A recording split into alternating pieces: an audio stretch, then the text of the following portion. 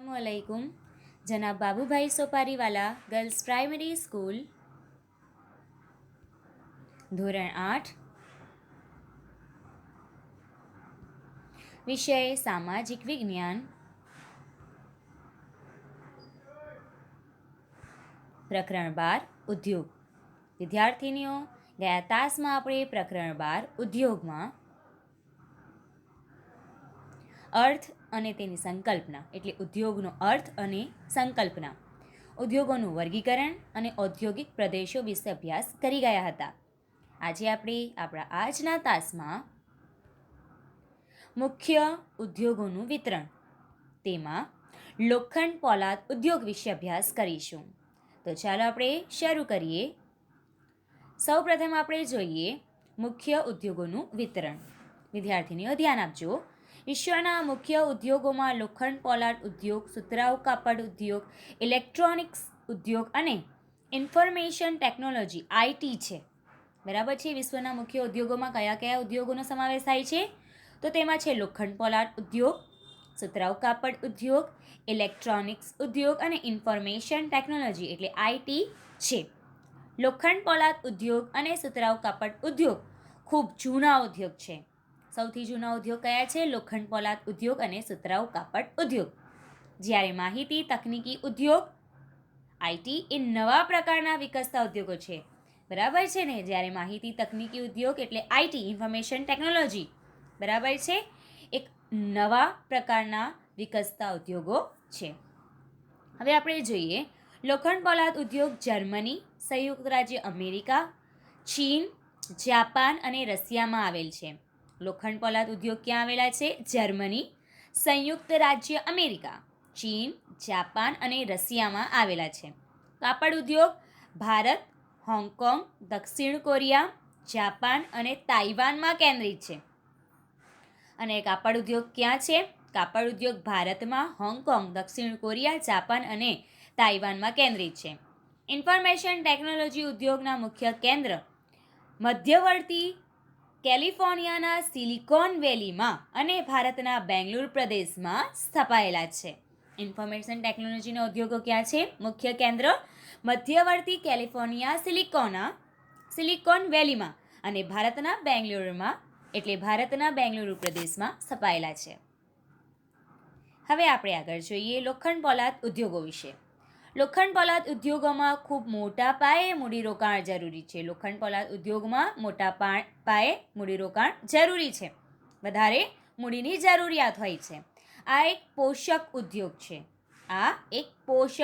છે. જેના ઉત્પાદન અને અન્ય ઉદ્યોગો માટે કાચા માલ તરીકે ઉપયોગમાં લેવાય છે. લેવામાં આવે છે. ઉદ્યોગો માટે રોકાણ તરીકે શ્રમ, મૂડી, સ્થાન અને અન્ય માળખાગત સુવિધાઓની સાથે સાથે ઉદ્યોગોમાં રોકાણ તરીકે શ્રમ એટલે મહેનત, મૂડી, સ્થાન અને અન્ય માળખાગત સુવિધાઓની સાથે સાથે લોહ અયસ્ક કોલસો, ચૂનાના પથ્થરનો કાચા માલ તરીકે સમાવેશ થાય છે. લોહ અયસ્કથી પોલાદ નિર્માણની પ્રક્રિયામાં અનેક તબક્કાઓનો સમાવેશ થાય છે. આ કાચા માલને ભઠ્ઠીમાં રાખી ઓગાળવામાં આવે છે. બરાબર છે ને? કાચા માલને ભઠ્ઠીમાં રાખીને ઓગાળવામાં આવતા હોય છે. ત્યારબાદ તે શુદ્ધ થાય છે.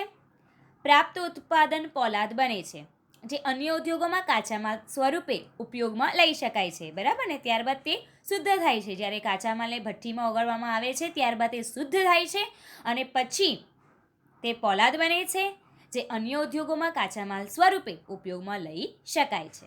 પોલાદ નક્કર હોય છે. પોલાદ કેવું હોય છે? નક્કર હોય છે, ઘટ હોય છે અને તેની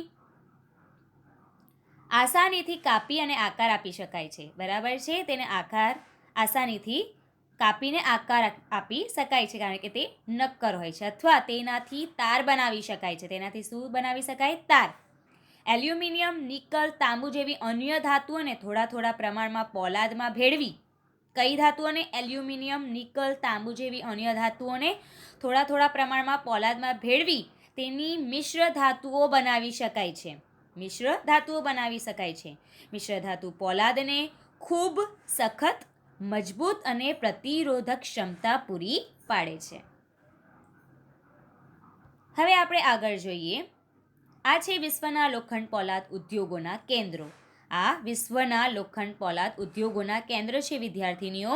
બરાબર છે. તેના નામ છે કે ઉત્તર અમેરિકા, કેનેડા, સંયુક્ત રાજ્ય અમેરિકા, દક્ષિણ અમેરિકા, બરાબર, બ્રાઝિલ, દક્ષિણ આફ્રિકા, બરાબર, રશિયા, એશિયા, ચીન, ભારત, બરાબર, આ બધા નામો તેમાં છે. ઓસ્ટ્રેલિયા.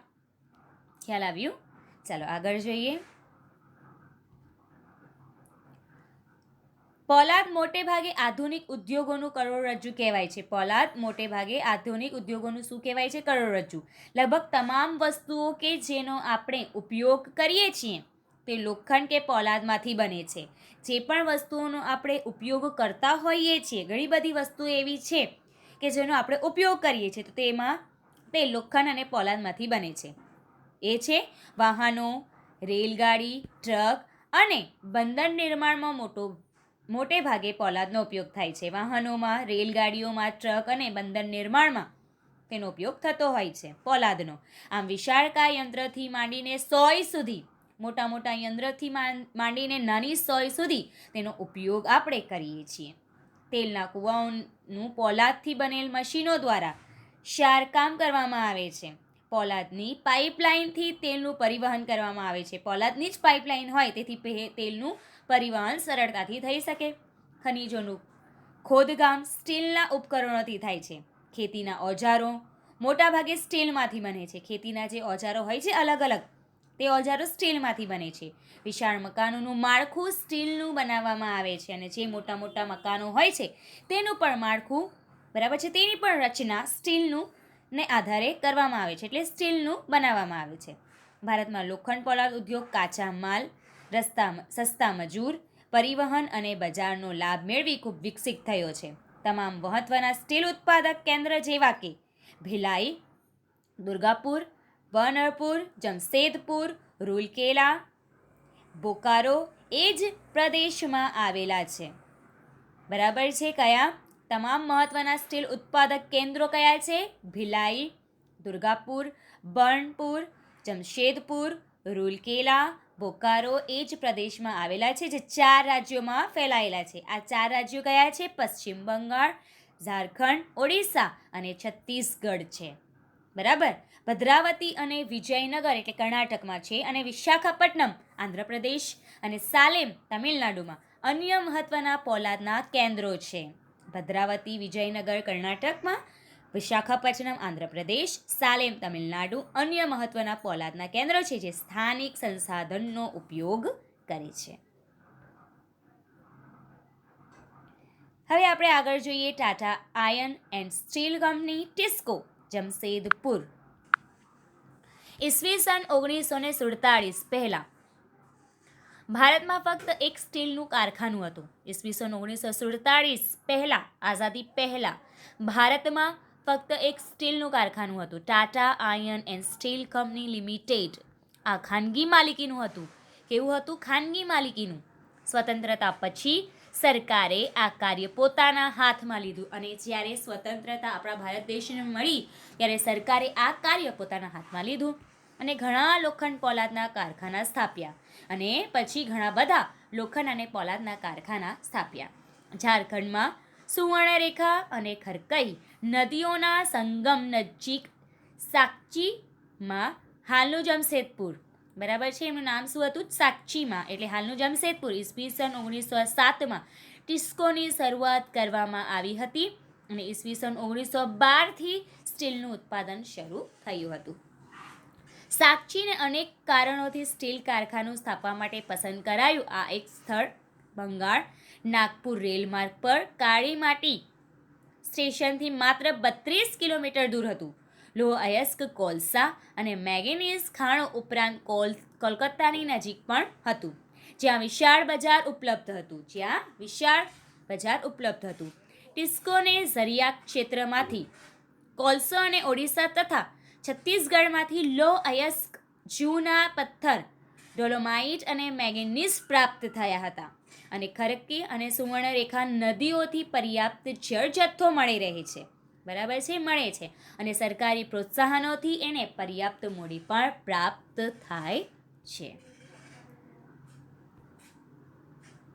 ભારતમાં લોખંડ પોલાદ ઉદ્યોગના વિકાસથી ઝડપી ઔદ્યોગિક વિકાસ શરૂ થયો છે. આપણા ભારત દેશમાં લોખંડ પોલાદના ઉદ્યોગોના કારણે ઝડપી વિકાસ શરૂ થયો છે. ભારતીય ઉદ્યોગોના લગભગ તમામ ક્ષેત્રો મોટે ભાગે પોતાના આધારભૂત માળખાગત સુવિધાઓ માટે લોખંડ પોલાદ ઉદ્યોગ પર નિર્ભર હોય છે. અને ભારતીય લોખંડ પોલાદ ઉદ્યોગ બૃહદ સંકલિત પોલાદ કારખાના સાથે લઘુ પોલાદ કારખાનાનો પણ સમાવેશ થાય છે. તેમાં દ્વિતીય ઉત્પાદન, રોલિંગ કારખાના અને સહાયક ઉદ્યોગોનો પણ સમાવેશ થતો હોય છે. હવે આપણે જોઈએ પિટ્સબર્ગ. આ સંયુક્ત રાજ્ય અમેરિકાનું એક મહત્વનું લોખંડ પોલાદ ઉદ્યોગનું નગર છે. પિટ્સબર્ગ એ સંયુક્ત રાજ્ય અમેરિકાનું એક મહત્વનું લોખંડ પોલાદ ઉદ્યોગ નગર છે. આ ઉદ્યોગને સ્થાનિક સુવિધાઓ ઉપલબ્ધ છે. આ ઉદ્યોગને સ્થાનિક સુવિધાઓ ઘણી બધી સુવિધાઓ ઉપલબ્ધ છે. કાચો માલ જેમ કે કોલસા પિટ્સબર્ગમાં જ ઉપલબ્ધ છે. બરાબર છે, કોલસા પિટ્સબર્ગમાં જ ઉપલબ્ધ છે. જ્યારે લો અયસ્ક મિનેસોટાની લોખંડની ખાણોમાંથી મળી રહે છે. આ ખાણો અને પિટ્સબર્ગની વચ્ચે જળ પરિવહનના શ્રેષ્ઠ માર્ગ ગ્રેટ લેક્સ જળમાર્ગ આવેલા છે.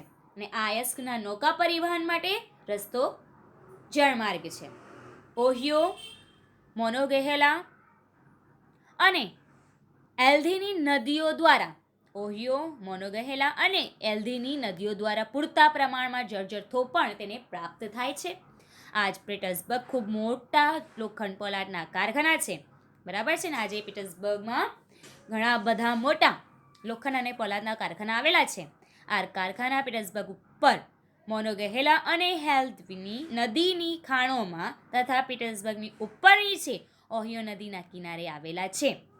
બરાબર છે, અને શુદ્ધ પોલાદ સ્થળ અને જળ બંને માર્ગો દ્વારા બજારમાં તેને મોકલવામાં આવે છે.